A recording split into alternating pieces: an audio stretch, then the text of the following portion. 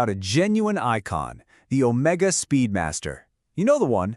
It's a watch design that has pretty much stayed the same for over 60 years, famous for its timeless look and, of course, for being the first watch on the moon. It is an absolute legend. But having that legendary status, well, that creates a really tough challenge for any designer, right? How do you update something so beloved without accidentally ruining what made it so special in the first place? It's a ridiculously fine line to walk. So, Omega's answer to that challenge is this stunning new white dial. And I know it's easy to look at that and think, okay, it's a new color, but you can't let that fool you. As we're about to find out, there's a deep, rich story of design, of history, and some serious engineering packed into this single decision. So what we're really looking at here is an icon that's been completely reimagined. It's a chance to see how just one change can totally redefine how we see a familiar, much-loved object. Now, to really get what Omega's pulled off here, you have to remember the stakes are super high. The Speedmaster isn't just another watch. It's a piece of history on your wrist. For decades, that black dial was the signature. So changing that is a bold, bold move. And believe it or not, this white dial has its own surprising history. While it feels so fresh and modern, the whole idea actually has some really deep roots in the Speedmaster's past.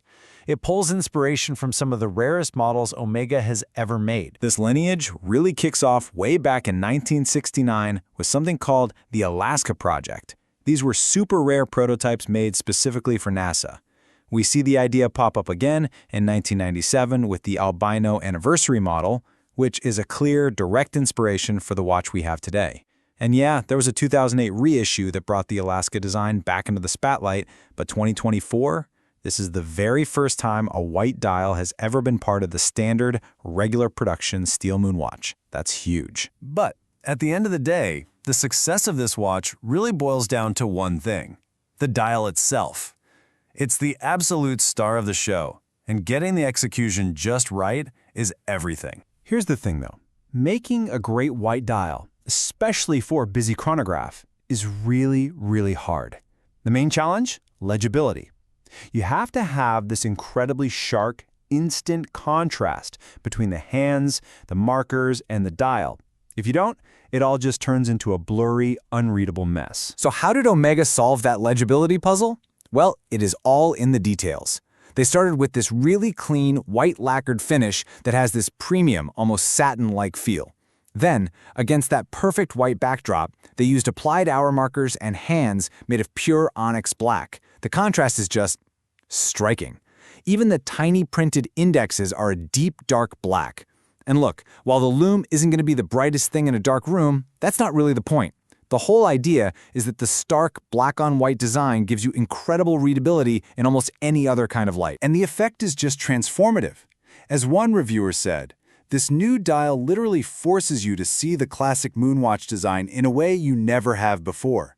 It's the same case, the same classic shape, but it just feels like a totally different watch. Of course, a fantastic new dial like this needs an equally excellent foundation to sit on, and thankfully, it has one.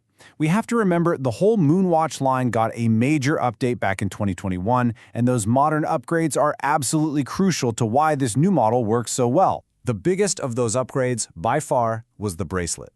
The older ones, let's be honest, they felt a bit dated. A lot of people saw it as the watch's biggest drawback. But the new one they rolled out in 2021 is a complete game changer. It has this beautiful, elegant taper, it feels modern, and it's so much more comfortable. What was once a weak point is now, without a doubt, a major strength. And tucked away inside that awesome new clasp is a simple, push-button micro-adjustment system.